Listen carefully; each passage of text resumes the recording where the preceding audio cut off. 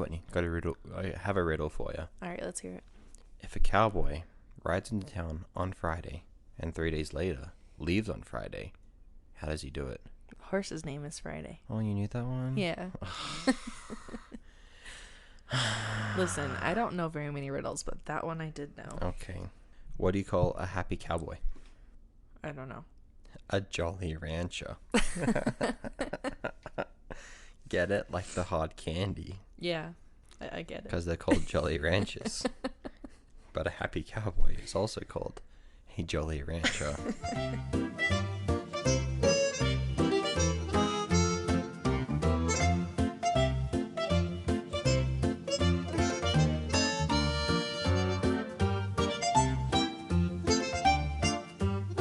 Isn't that funny? Yeah. Anyway, so Hey, how are you? I'm good. How are you? Good. Hey, what? What are you going to say? I was going to say we should talk about that cool corn maze we went through. Oh, yeah. So last night we went with a couple friends to an awesome haunted corn maze because, you know, 'tis the season. It was awesome. It was really good. It was so much fun. There were some really cool sections of this corn maze. They really went out with the props. Yes, they did. One of them that you just made me think of was the horse with the air. Oh, yeah. Do you want to explain it? Yeah, so basically, you know how they have jump scares and everything in con mazes. So on one of these, like just around the corner, there was a little opening with, you know, kind of like a window. And you see this like weird shape, and then it kind of blows air at you To scare you. to scare you. You get closer, you realize it's a horse's butt. Yep. Pretty funny. Yeah. And so like it's just, yeah, I guess supposed to scare people with horse farts. It worked. It's pretty. Very spooky. Did I ever tell you that time? It was a little camp that we went on, and we went horse riding, and my horse was really flatulent. Can't remember the horse's name. Was it the horse, or was it you blaming it on the horse? Oh, we won't talk about it. No, it was the horse. I believe you. But everyone in the group were like, "Oh, Myles, tell your horse to stop." I'm like, I don't think he speaks my language. Yeah, if I and told even him if to he did, stop. he wouldn't care. Right, exactly. But that was really funny. That is funny. And they stank. So today is Saturday, which is the day this is coming out. It's coming out tonight. And it was also the night that Harper had her first trunk or treat. And she was the cutest little busy bee. Yeah, she dressed up as a bumblebee. I was a beekeeper, and Courtney here was a little jar of honey. Jar of honey. Yeah. Because I'm so sweet. You're my honey. Aw, look at you. No, but Harper was adorable. She was. We had a little pumpkin basket for her, or whatever you call that thing. Like a Little bucket. Yeah, her candy bucket. A candy bucket. And she was just like carrying it around. And at first she was just like, I don't know what to do with this. So she was just standing there holding it. But then people started putting candy in it, and she would hold it out for them. Yeah. It was cute. It was really cute. If you are a personal friend or family member, you can see videos of it on my story. It'll be out for 24 hours. So by the time this is out, you should still have time to go look. Yeah. Pretty cute. Myles, you are a very good keeper of the bees. Thanks. I try my best. You're very welcome. So, you got a story for me today. Actually, no, I don't. Oh, this is No, I'm just kidding. awkward. I'm just kidding. So, let's set the stage real quick. Okay. It's the wild, wild west. Jolly Rancher. Jolly Rancher. I'm starting to see the connection. And Friday the Horse. Yep. And, Okay. And boy, was it wild. Wild. So here's this guy, right? His name is James Lewis Dalton. He's referred to as Lewis Dalton. I guess back then they went by middle names a lot too. Okay. So this guy, he was a saloon keeper, a rambler, and a gambler. What's a rambler? It's someone who like herds horses, but not herds horses, but they like a horse salesman. Okay. Almost. Cool. Yeah. So, late 1840s. This guy, James Lewis Dalton, he traveled from Kentucky to Missouri, and by, he was living in Kentucky. He moved to Missouri. By the 1950s, he was trading horses and running his own saloon in Westport, Missouri, which is now Kansas City. Oh. Cool. Yep, and it was here that he married Adeline Lee Younger, who together they had 15 kids over 26 years. Holy moly. Mm-hmm. That poor woman. Right. So Lewis, he would often gamble and apparently wasn't very good at it. Same. I mean, I've never actually gambled, but I assume I would be really bad at it. I never have with real money. So back in high school, a couple of friends of mine would sit around a little lunch table and we would play with lollies or candy. I was actually pretty good at it, but I don't think we were playing right. That's fine. That's fine. Anyway, so 1870s, Lewis traveled across the country to California for horse races. It was his own horses that he was racing. And over time, he started taking his sons with him.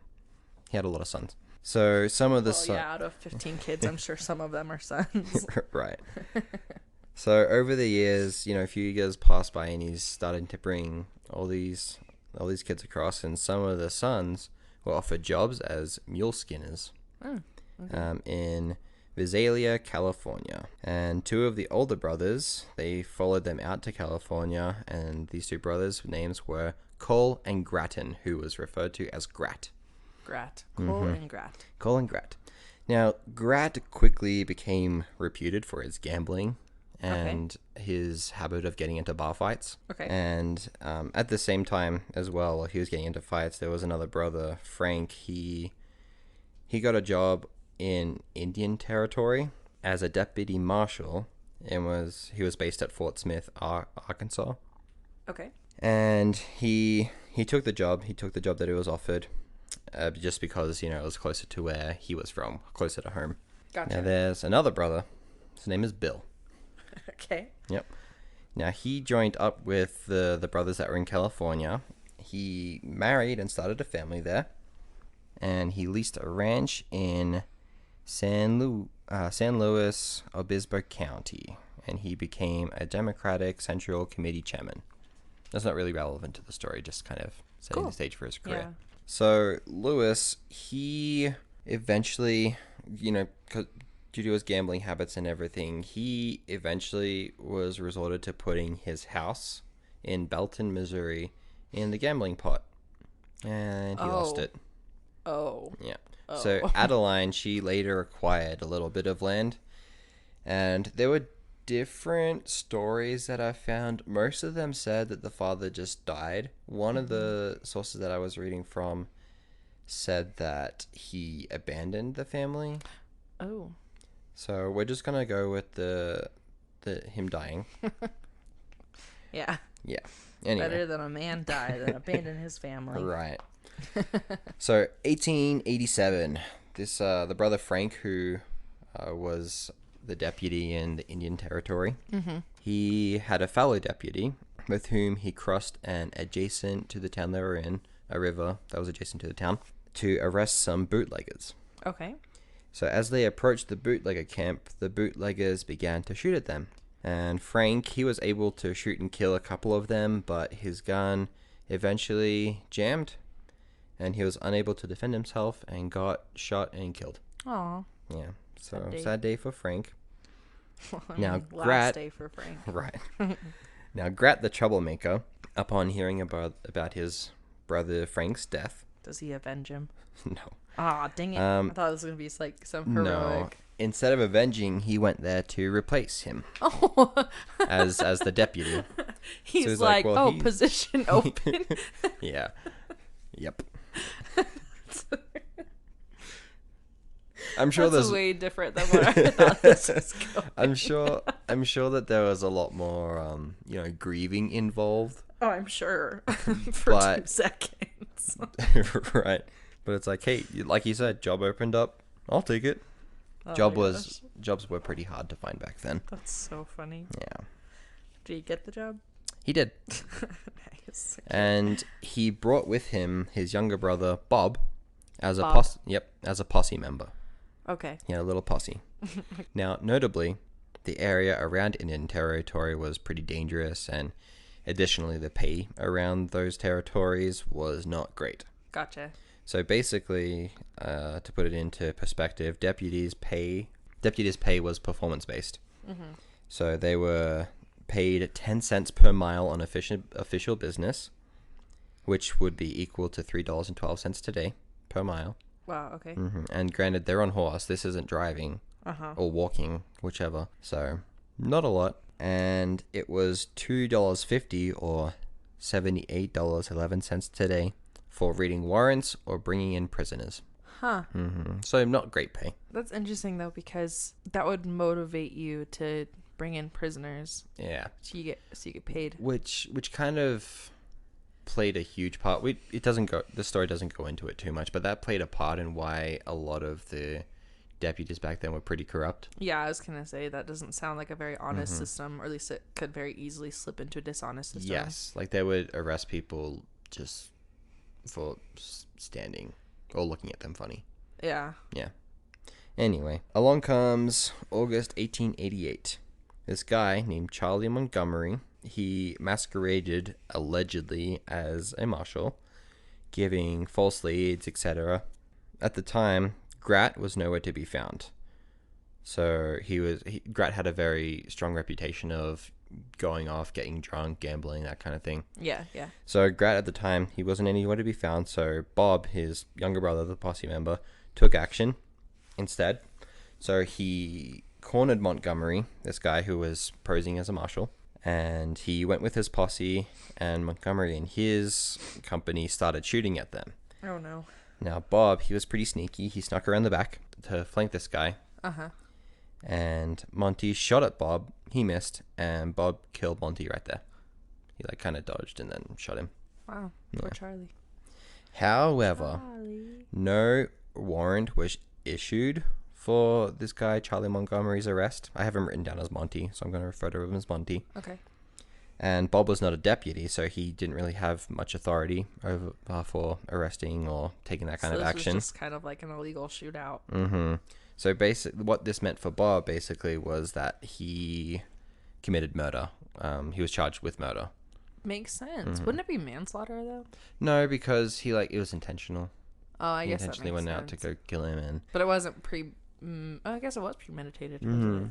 well, not necessarily the killing, but what? Gotcha. Yeah, but that stuff happened all the time. People fire, you fire back. Yeah. So. Okay. So a trial occurred for Bob, and Bob was forced to pay for this guy's burial, Monty's burial, but he was eventually acquitted for all the charges, just because, this guy was kind of a scumbag. And Bob started to gain, because of this, Bob gained a little bit of a reputation as a reckless killer, which took a toll on Bob's mental health, and he started to drink. And at this time, alcohol was still illegal in Indian territory. Oh. So a lot of the people around the area, when he would go and drink, it offended a lot of the people around. Huh. This poor guy. I know. He's like, I was just trying to help my brother. So his brother, speaking of, Grat, he was, still the deputy. And Bob later became deputy, but he wanted more money than what he was getting paid. Sure. So Bob eventually he joined up with a group called the Osage Police, who were actually paid a monthly salary as opposed to performance-based. Performance, yeah. Which is much better. Right. Then the year 1889, Bob brought along yet another brother, Emmett. And in my notes, just to save time, I wrote B&E, and every time I read B&E, I think of Bert and Ernie. Oh, really? When I hear B&E, I think of Breaking and Entering. Oh, like that too, I guess. No, what's his name? Dane Cook, that comedian, that really crude comedian, does a bit. I listened to this when I was in high school. I don't listen to him now, but he does a bit about Breaking and Entering, and he's like, "Yeah, we're gonna go do a B&E, Breaking and Entering." Anyways, it was just really funny. Dane Cook, yeah, he is pretty crude. I never really liked him. Yeah, it was. It was high school. It was a phase that lasted maybe 6 days. Yeah.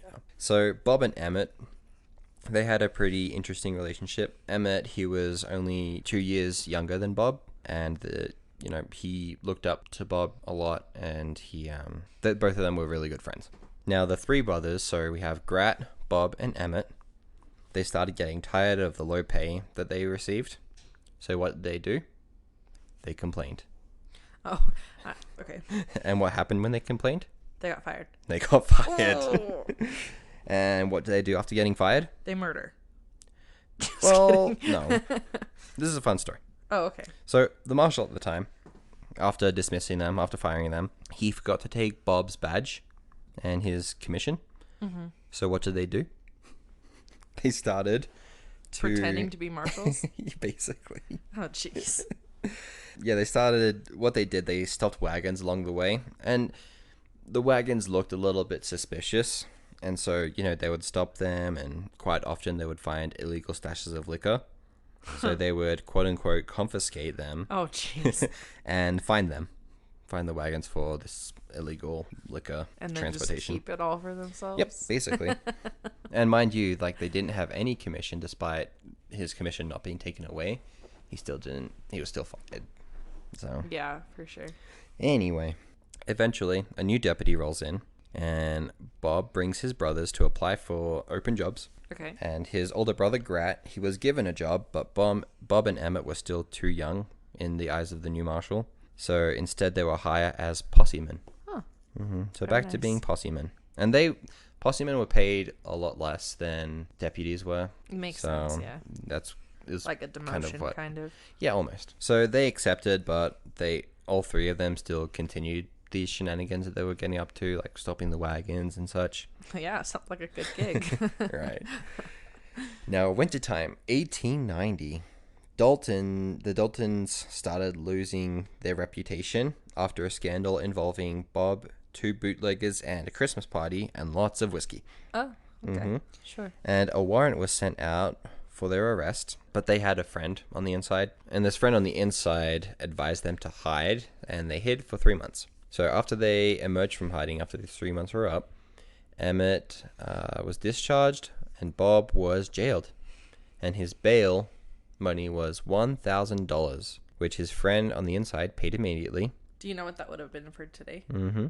Okay. $31,242.95. Holy moly. Lot of moolah. And he's just like, yeah, sure. Put it on my bill. Basically. Let me get my checkbook. Now, Grat, he was still making trouble. He was eventually fired as deputy. Oh, good. Emmett and Bob weren't fired, but they got a feeling that they weren't really welcome around anymore. Gotcha. Because they just treated them differently. Sure. After Grat got fired. So they moved to their brother Bill's, the one who was living in California. They moved to his ranch that he owned. Now, someone had tattled on the brothers for all the shenanigans that they were up to. Uh-huh. And Bob got salty, and he had a plan to steal the mules and horses from this guy who tattled on them, Okay. and to sell them. And he got lots of money for him. Oh, so he actually went through with it. He went through with it. He stole the horses. He got lots of money, and he decided to steal more horses because it was pretty good money. Okay. So the people that he was selling these horses to, they were kind of curious, and they questioned where they got these horses from. Uh-huh. And Bob, he was with Emmett at the time. They were dodging the questions, and there was this buyer who came up, and he's like, "Hey, I'll buy these horses from you," but the deal was that he was going to buy them for way lower than market price. Mm-hmm. And at the time, horses were on average about $150, which is a little under $5,000 Okay. per horse. And I think he only sold them for I think it was $60 each, so less than half. Yeah, okay. Yeah. So before the deal was finalized, the original owners of the horses, the ones they stole them from, they proved ownership to this buyer, and Bob and Emmett were passing by while I had this little meeting. Mm-hmm. Yeah, during that meeting, and they were spotted. They were chased and shot at, and they both hid for several months, and they got in contact with their brother Grat, who tried to send them provisions, but he got caught doing that, and he was thrown in jail and released 2 weeks later. Now, Bob and Emmett, or Bert and Ernie, just kidding. Bob and Emmett didn't like hiding, naturally. So they caught a train to California to start a job at Bill's ranch. Gotcha. Okay. Their brother Bill. And they were there, also to try to keep a low profile. And this guy, Grat, he went back to live in his mum's basement.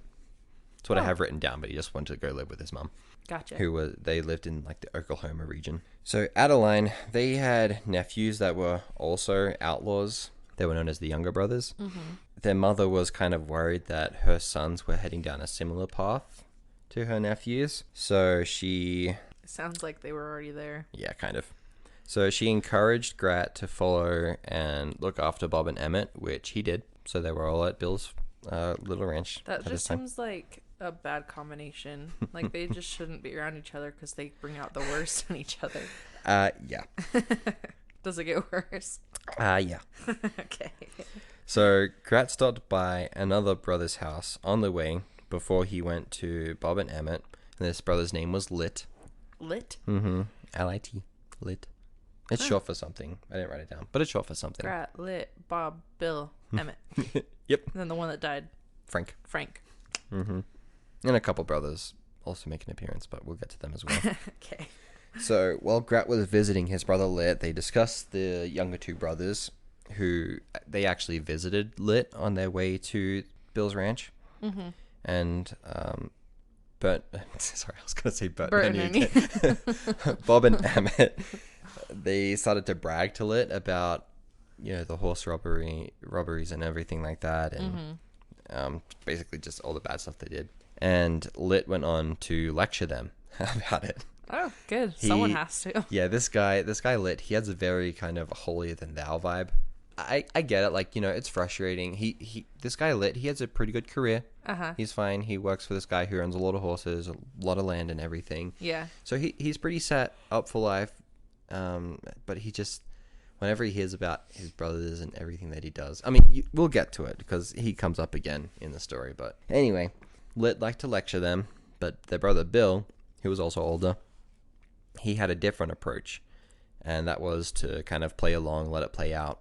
Uh-huh. And he was, in his mind, he was like, hopefully that, they'll see what kind of path they're heading down and they'll just deter themselves away from it. Sure. So eventually, Grat met up with Bob and Emmett at Bill's, and he's another brother. His name is Cole. He was also there. And so both this brother Cole and Bill were trying to keep Bob and Emmett busy so they won't go off and do their shenanigans. So these are the good brothers. Mm-hmm. These are the ones that the mom should have sent after them in the first place. Kind of. We'll get to it. Okay.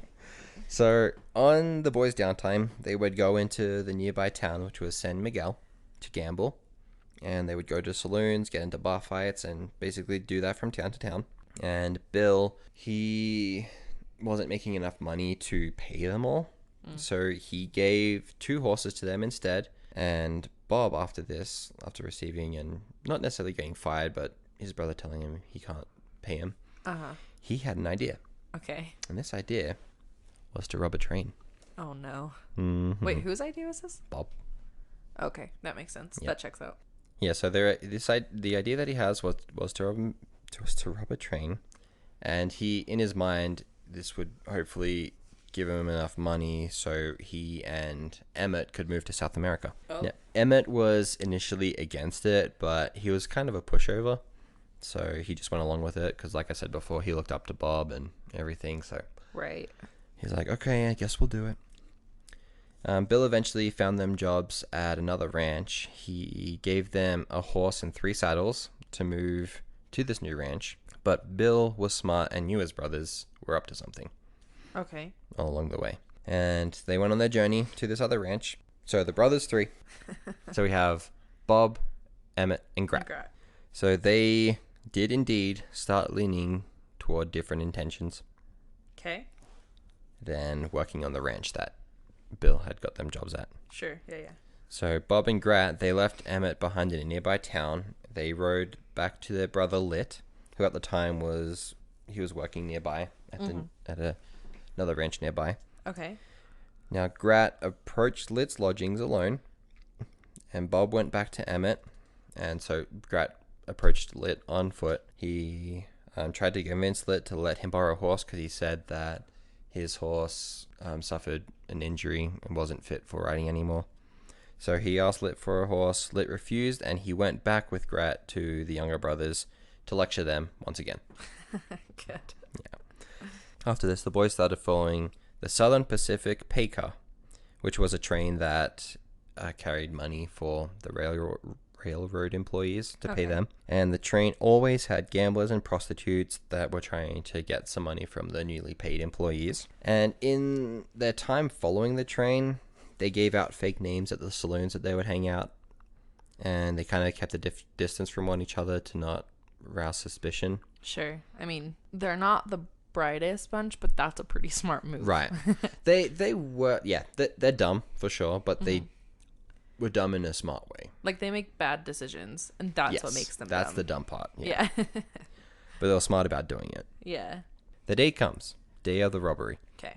The train made a brief stop. Bob and Emmett snuck on the train, and it was there that they held the fireman and the engineer at gunpoint, ordering them to stop the train. And they were pretty smart about this too. Pretty strategically planned out. Okay. The train stopped about 50 yards from where they left their horses, so they could make a quick getaway. Gotcha. They led the two train employees, the fireman and the engineer, down the car. Mm-hmm. And it was there that they were spotted, and a shootout began. Okay. Mm-hmm. There was one other train employee who, after seeing them, locked all the doors and windows to prevent them from continuing further down the car. Mm-hmm. Or down the train, rather. Yeah. And the brothers had no tools with them to break the locks. So they got off the train and they headed toward their horses, only to see a deputy who was also on boarding and chase them. And Bob shot at the deputy, which made the deputy take cover, which allowed them to escape. Oh, no. I feel like, I don't know, they're the main part of the story, so I feel like I should be rooting for them, but also, like, stop it. Right. So their brother Lit, he was at a saloon. Okay. He heard about the robbery. Of course. And Grat came into that same saloon, and Grat didn't know anything about the robbery. And Lit told Grat to check into a nearby hotel, acquaint himself with a few of the townspeople, and establish an alibi. So he wouldn't be blamed for this robbery. Meanwhile, Bob and Emmett were arguing about the attempted robbery, and they eventually just went back to Bill's. Now, the Sheriff K, I like this guy. He's kind of cool. He's really smart. Okay. So the sheriff arrives, Sheriff K, he arrives on scene, as did some of the other railroad detectives. Uh-huh. And they did a little bit of investigation, and they came to two different conclusions as to where they went. Uh-huh. So Sheriff K, he was able to track them to San Miguel, where their brother Bill lived. Uh-huh. So Sheriff K started to follow the path that he thought they took. Okay. And his horse eventually got tired, so he planned to stop at the next farmhouse. He was greeted by a woman, 2 kids, and he was invited inside for dinner. And after dark, approaching is Bill. It was his house. Oh, no. So he's looking for his brothers. He's looking for his brothers. Oh, no. So Bill, at the time, he was with Bob and Emmett. And upon approaching the house, Bill saw some unfamiliar horses and carts. So he instructed Bob and Emmett to sleep in the barn. And Bill enters the home and he finds 2 strange men, which was Sheriff K and his deputy. Okay. Now, these two stayed the night, and in gratitude, they decided to be nice and to clean out the barn before they left. And while they were cleaning, they found some remains of a saddle it was clear to them that it had just been recently be put there, that there was moisture on it and everything, which apparently was a telltale sign that, this was just put here. Okay. So they did a little bit more investigation, which led Kate to suspect that this nice family were associated with the robbers. Oh, no. So Kate brought some of his team and a couple of the railroad detectives. One was named Will Smith, just a kind of fun little thing, like the Wild West. Uh-huh. You know the movie? Yeah. Yeah, anyway. So Bob and Emmett remained hidden, and the railroad detectives, so Will Smith and the guy's name was O'Neill, they went to Bill's house, and they stayed the night. Both of them stayed the night. And Bob and Emmett were hiding together in a tiny attic until after 10 a.m. the next morning. So they were there for quite a while in this cramped up attic, trying not to make little noise. And at the time, Bill, he knew they were both up there, and so he was trying to make a lot of noise. And there was a guitar. Bill played guitar, so one of these railroad detectives are like, "Hey, why don't you play something for us?" So he's like, "Oh, that's perfect. Perfect cover for the noise that they're making up there." Mm-hmm. To me, that would suck. Like being, I don't know how big this attic was. It just says they were cramped, and they had to make as little movement as they could Yeah. because the houses back then were pretty rickety. Yeah, I Made can a lot imagine. of sound. Mm-hmm. So they're just like staying there, and what they did, they had their. It said the description was their feet and pistols were or revolvers. Their feet and revolvers were pointed towards the trapdoor that led up to the attic. Oh no. So like just in case. That would be miserable. Mm-hmm. And they didn't have like air conditioning. True. So it probably would have been hot or cold. Or cold, yeah, or freezing. So one of the deputies followed the brother Grat because of the suspicion that he might have been part of it. Uh-huh. The train robbery. And the deputy, because he didn't really want to follow too closely, he hired a night watchman to follow at night. And the night watchman met Grat in a saloon. He gambled, and Grat cleaned this guy out, which made the night watchman pretty angry. So Yeah, he arrested him. Oh. Yeah. So he was angry and drunk, and so he's like, I'm going to throw you in jail. Now, the next morning, the deputy found Grat in the jail cell. Uh-huh. And he's like, crap, now what do I do with you? So he had no other choice, and he just takes him to jail. Gotcha. Okay. And the brothers, 1891, the two brothers were indicted for robbery, and they put out a $3,000 bounty for Bob and Emmett, which today was $98,000. Holy moly. Yeah. Mm-hmm. So those two still haven't been caught. No, not yet. Okay. So Bob and Emmett, Bert and Ernie, Bob and Emmett, they hid in mountains near... Bobbert. You just said Bobbert. Yeah, his name was Robert. Bob and Emmett hid in mountains near where Bill lived. Okay. And Bill would quite often leave them supplies and food. But Bill eventually went broke. He managed to get a horse loan. He went to Lit, and Lit went to his employer for a horse, which he then gave to Bill. And they rode together for a while, but then separated a little bit afterwards. Mm-hmm. Bill went back home, only to be arrested shortly after arriving by K. Sheriff K. Okay. Bill went to trial, but he was released because they didn't have enough evidence against him. Gotcha. And Sheriff K heard of sightings of Bob and Emmett, and he went to investigate with his deputy. And so Bob and Emmett were very elusive. They went from town to town, from state to state even, avoiding this guy. Right. And mind you, at the time, Grat was still in jail. Because he made someone mad. Yeah. And there was suspicion that he was part of the railroad robbery as well. Yeah. Which, from what I could find, he actually wasn't. He didn't even know about it. But yeah, I mean, he had done enough with them that exactly. it would make sense. Yeah, he was a troublemaker. So basically, the only thing you need to know is that Bob and Emmett were pretty elusive, and they went from Utah to Arizona to New Mexico, back to Oklahoma. They went all over the place. Gotcha. And Kay eventually had to stop following in order to make it back to California for Grat's trial. So along comes the whole long process for Grat's trial. And Bill, his brother Bill, tried real hard to get Grat the best attorney in the area. And so he sold almost all his horses and mules. Bill is such a good brother. He is. He's really supportive, but for the wrong things. Yeah. Yeah, he sells... This lawyer that he was trying to get cost $2,000.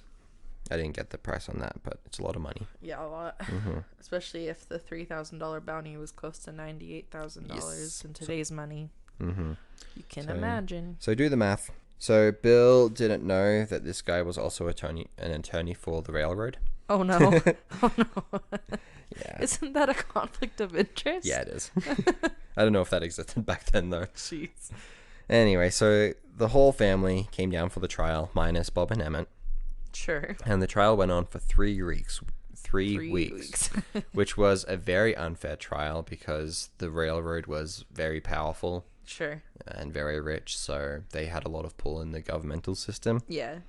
And this guy, Will Smith, visited Grat every day during his trial, which led Grat to start hating this guy, getting really annoyed by him. Mm-hmm. And the reason he went to go visit him was just to get a confession out of him and be like, yeah, we know he did it, just confess. And Grat, most of the time, would just stay silent. So while waiting for his sentence, while Grat was waiting for his sentence, there was another robbery that took place nearby. Oh no. So they immediately expected Bill. And after some investigation, it was clear that Bill wasn't a part of it. So this poor guy is just getting accused of just thing after thing, wrongfully so. From their investigation, they found that two strange men were hanging around some abandoned station, kind of like a little shack. Huh. Curious. So Kay immediately thought it was Bob and Emmett who were coming to free their brother from prison. Okay. And Was it? So it wasn't. So basically, the Kay and his deputy, they approached the shack and they found an old woman and a younger woman who were just kind of, sewing, tailoring stuff basically. And he's like, "Oh, what's happening in here?" And they're like, "Oh, not a lot." Oh, nothing. And Thanks for then, coming by. right. And then in the next room, he heard some creaking, and under the door, he could kind of see the shadow of a man. So very quietly, Kay approached the door, and with his revolver out, he pushed the door open with his revolver, and he saw Bill. Oh. He's like, "Hi, Bill." And Bill was very caught off guard. Turns around quickly. He's like, "Oh, hi, Kay." And so the two of them, they both had their guns out, pointed at each other, and Kay eventually started to lower his, and Bill did the same thing, and they kind of were laughing nervously at each other.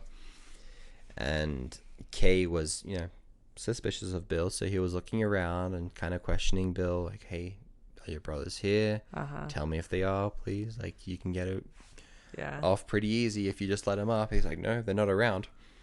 Then Kay, This is a tense situation. Yes. Jeez. So Kay, like I said before, he was very astute, very observant, super smart guy. That's why I like him. And he also seemed like a very fair marshal, sheriff, whatever. Yeah, sheriff. Okay. Seemed like a very fair sheriff. But he was looking around and he saw kind of a little fade mark on a rug. Pulled the rug back. There's a trapdoor. Oh no. And he hears some noise coming from this trapdoor. He opens it, and guess who he finds? Grat. Just kidding. No. Emmett and Bob. No. What? Who is it? It's a guy I haven't mentioned yet. His name is Riley Dean. I just wanted to see if you would guess it was What? Bob and Emmett.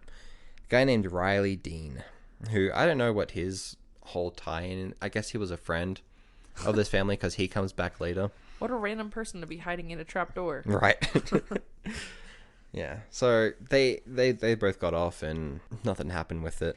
Oh, jeez. So during this trial, Grat's trial, Bob and Emmett were out in Oklahoma recruiting people for their little gang. And they figured they would find more success back home than they would in California because, they knew people. Gotcha. So Bob, him being a former lawman, he knew that in the Indian territories, it was kind of hard to enforce laws, which made it easier for their plans. Gotcha. Yeah. And Indian law enforcers had no power over non-Indians, so that also made it easier for them. Right, okay. So Bob, he was the leader of the gang, which mostly consisted of people they knew from their childhood, who they grew up with. And Kay, he had given up on the search for Bob and Emmett, but he was, the bounty was still there for them. So Bob got mad about the arrests of his brothers, so he made plans to get money for their bail. So his first plan was his gang's first official robbery. Okay. Which they just robbed the train. They made off with $1,200. Okay. Which was around $40,000 today. Okay. And the gang grew some more. They accrued some more people, which included the presence of Bob's lover, Eugenia Moore, who was a notorious horse thief and outlaw. Not much more is said about her, but she was part of the gang. Okay. One of the gang members was spotted, and he was captured, and he was brought to jail. But on the way to jail, so they took a train. The captor, so back then the process behind it is you had to have a guard with you when you were making the arrest and taking someone somewhere. He did not do that. He actually did a couple things wrong with his whole arrest. Okay. But anyway, this guy sounded like kind of an idiot. So the captor, while on the train, spotted a group of men on horseback that looked like they were trying to catch up with the train to beat it. Which is never a good sign. Yeah. So I've seen the Wild West movies. So he thought this was the Dalton Gang. And this guy got up and he gave his gun. So he was still watching this gang member. And he gave his gun to the baggageman. Oh, no. And I he's can like, just hey, see where this is going. yeah, he says, hey, watch my prisoner. So the baggageman, he set the gun down and he went back to his duties. He's like, whatever, he'll probably be fine. And this gang member, his name was Bryant. He grabbed the gun, he approached the deputy, and he shot him in the back. And the deputy turned around, and they both shot each other dead. That's the end of that story. I thought it was just kind of funny. Now, the second robbery, this secured them more than $19,000. Which is going to be a lot of money. Which today was... Hold on, let me guess. $300,000. More. $400,000? More. $500,000? More. Okay, tell me. $620,000. Holy moly. Yeah. But the profits were not split evenly. Oh. So everyone complained, and some even quit the gang. They come back later, but they just, up and quit. Now back to Grat, our friend Grat. His sentencing was postponed for a couple of weeks. Rumors were being spread that Bob and Emmett were coming to free him from jail. Okay. So, because of these rumors, Sheriff K set 24/7 guards, 2 of them, on Grat, and Bob's cell was right above his. There was like a 2-story jail. And one of these guards, he was kind of treated a little bit unfairly, so he quit, which gave Grat and the cellmates, he had 2 cellmates, it gave them a chance to break out, which left Bill behind. And the 2 cellmates, the 2 cellmates were arrested again shortly after. They were questioned about Grat's whereabouts. Wait, why was Bill arrested again? Bill was arrested because he was also suspected to be part of the train robbery. Gotcha. And so the 2 cellmates of Grat's, that was a weird way to phrase that. Grat's 2 cellmates. They were, like I said, they were arrested again, and they were questioned about Grat's whereabouts. And one of them gave them a hint, and they followed up on this hint. Kay followed up on this hint, and he met Grat's friend, whom he'd asked to take to Grant. To Grat? Grat. Not Grant. Grat. So they, this friend of Grat, it was said that he was a little bit scared of Grat, a little intimidated by him. So he was kind of hesitant, but Kay made a pretty convincing offer for him. Gotcha. And so he eventually agreed. He took them to within 50 miles of where Grat's campsite was. And so they planned an ambush while they were away, Grat, and this was where that other guy, Riley Dean, comes in. Okay. Because he was with Grat at the time. They were staying just off of some guy's farm. Okay. So they planned an ambush, and Wait, who was planning the ambush? Kay, the Sheriff Kay, and a couple of the railroad detectives. Okay. So that's when when this ambush, they saw them, the 2 of them coming back. That's when they found out it was Riley Dean, the guy from the shack. So Riley was captured, but Grat escaped. And along his escape, there was a time where he was staying in a barn at a little ranch house, and he caught pneumonia. So he was there for a couple of weeks because he couldn't really travel. Right. And after a few weeks, he met up with his brother Cole. Do you remember Cole? So there's a lot of names. So if you have trouble knowing who is who, just let me know. Yeah, you're good. They both traveled together towards Oklahoma, but along the way they had an argument in which Cole was trying to convince Grat not to do bad things. Good Cole. And Grat was like, screw you. I'm going to do what I want.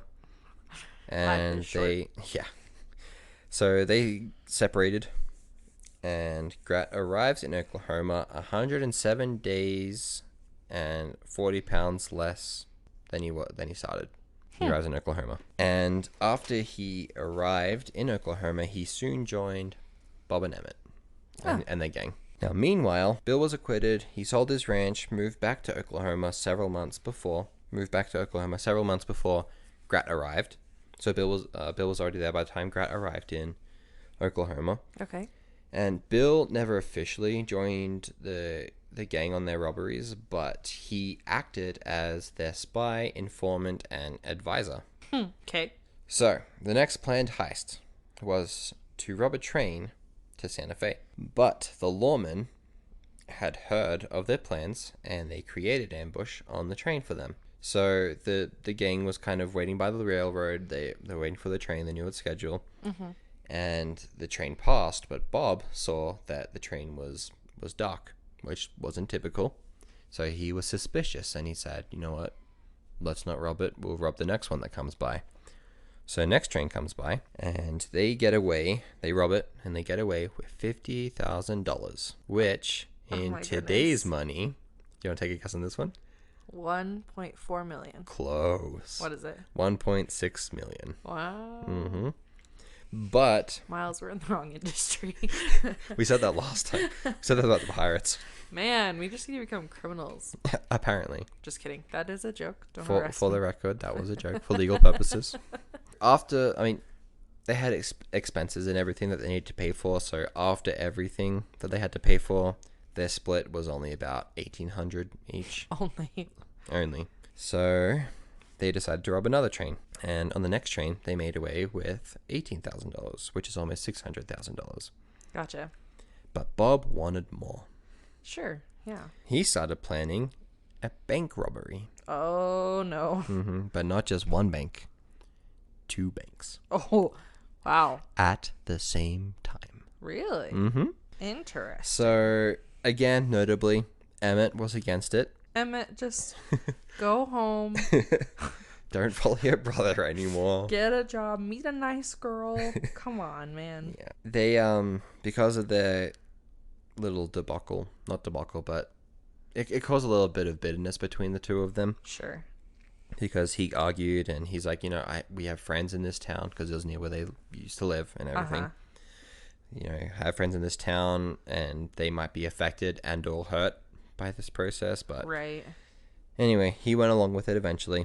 And the plan was, so Bob and Emmett would take one of the banks, which was just a couple streets over. And Grat and 2 others would take the other one. Okay. But Emmett wanted to trade places with Grat because he was certain that Grat was going to mess things up. Which, again, they argued, and then the heist comes around, and the two of them were pretty bitter towards each other, which didn't necessarily diminish their efforts or anything like that. Sure. But anyway. Just cause some tension. A little heat. So, Grat and the 2 others, they went to the one bank, and they make everyone, get on the ground kind of thing. They all had fake mustaches. Just kidding. Mustache. It says only one of them. I think it was Emmett who actually wore a fake mustache. He wore a fake mustache. That's hilarious. Because they knew people in this town, so they didn't want to be recognizable. But upon approaching the banks, right, it was kind of clear what was happening, and so people started hiding. And kind of cool. There were 2 businessmen who started to give out guns to the citizens of this town, and they all hid. Yeah, they all hid, and waiting for them to emerge from the banks. But anyway, so Grat and the 2 others, they went into their bank, did the whole get on the ground thing, and they went to the clerks, who they told, put all the money in the bag, and then also Grat saw that the vault with all the gold was open at the time, so pretty good timing. Sure. So he went back, and so the vault was open, but there was a door that led to the vault. So we went back for the key to the manager's office for the key. And he's like, hey, open this so we can get all the gold and everything. And the manager's like, no, it's on a time lock, which it wasn't. It was a lie, but Grat believed it.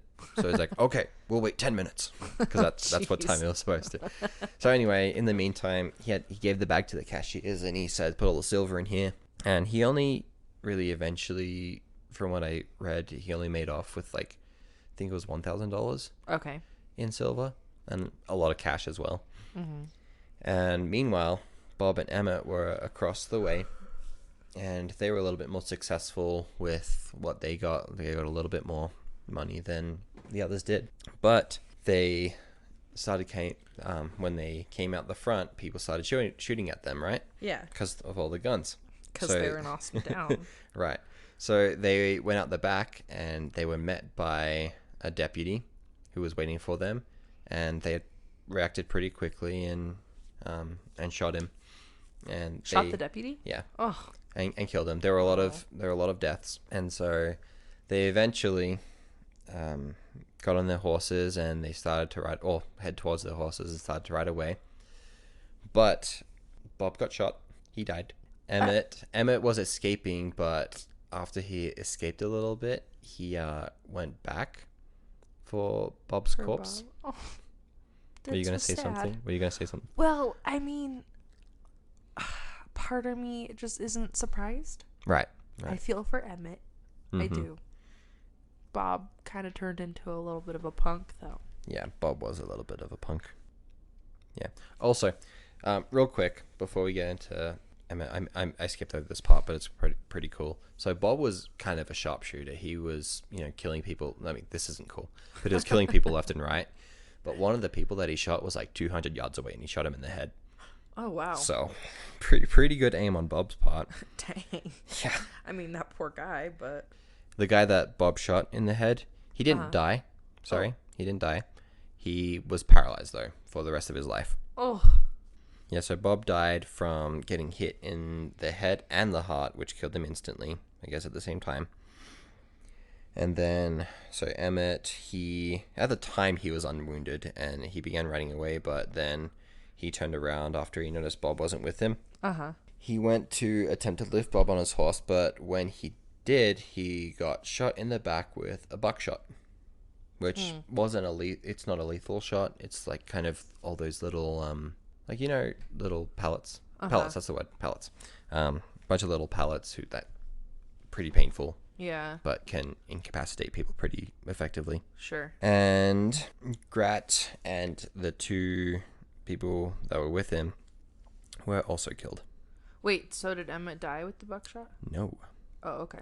Emmett, so after he was brought back into, captivity and everything, and they did some, medical checkups and everything on him. Sure, yeah. They saw that he received 23 gunshot wounds and survived. Holy cow. He was shot in the right arm, below the shoulder, through the left, right, and also some accounts of the hip and groin.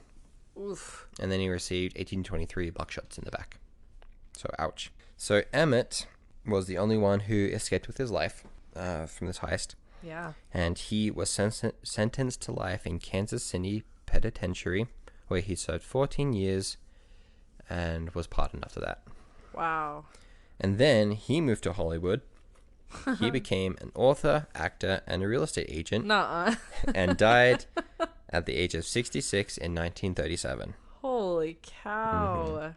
Now, going to Brother Bill and another gang member whose name was also Bill Doolin, they continued raiding for a bit, and eventually they went to go visit Mother Dalton, and Lit was also with her at the time. Okay. So, while they were there, this guy, Bill Doolin, he proposed to avenge the deaths of the gang members that died. Uh-huh. So Bill agreed, but Lit refused, and it says that he was disgusted by that thought. Good. Of going and killing people. I mean, yeah. So Bill and Doolin, they started another gang. A little bit after Bill left Doolin, he started his own gang. And Bill, he had a plan to rob a bank in Texas, in which he himself died. Oh my gosh. That is the story of the Dalton Brothers, a.k.a.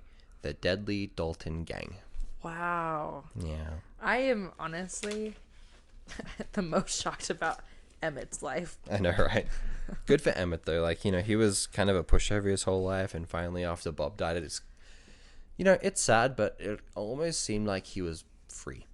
Yeah. Free of his influence, because Bob wasn't... free to go live the life he actually wanted to live. Yeah. It didn't say if he was married or had any children or anything like that, but... But it sounds like career-wise, he figured it out. Yeah. And it wasn't illegal. Yeah. His book... Oh, I didn't write this down. Let me look it up. But his book, basically about the gang and all that they did. And also, I was going to say this as well. Emmett said that the reason that they started heisting and everything, robbing trains and everything, was because they couldn't really make it anywhere else. Yeah, so it says, years after the robberies and his release from prison, Emmett Dalton said that the relentless pressure put on them by Deputy Marshal Heck Thomas, as he hunted for them, was a key factor in his gang's decision to commit the robberies. They hoped that a big haul from the banks would allow them to leave the territory and escape Thomas's heat. Wow. But good for Emmett being able to fix his life and everything. It's a cool story. What a life. Can you imagine? No. And their poor mother. I know. She probably just like wanted them to just be happy, and they come home for Thanksgiving and she's like, I don't want to know what you did for work this weekend. I don't want to know. Like, Mom, I only killed 3 people. Like, Yeah. it's like, can't you just be proud of me? From what I found, the deaths at the bank robbers were the only people that they actually killed. But still. Doesn't make it right. Just because you're robbing a bank doesn't mean you can kill people. Well, anyway, thanks everyone for listening again. Yeah, thanks for that story. That was a really cool story, Myles. You're welcome. I apparently have a thing for criminals. You're just helping me realize the life that I should be living. Again, for legal purposes, we're joking. It's a joke. It's a joke. All right. Anyways, thank you, everyone. Just like Myles said, we're super grateful for all of your support, and we hope that you've enjoyed these 11 episodes so far. Yeah, I hope so.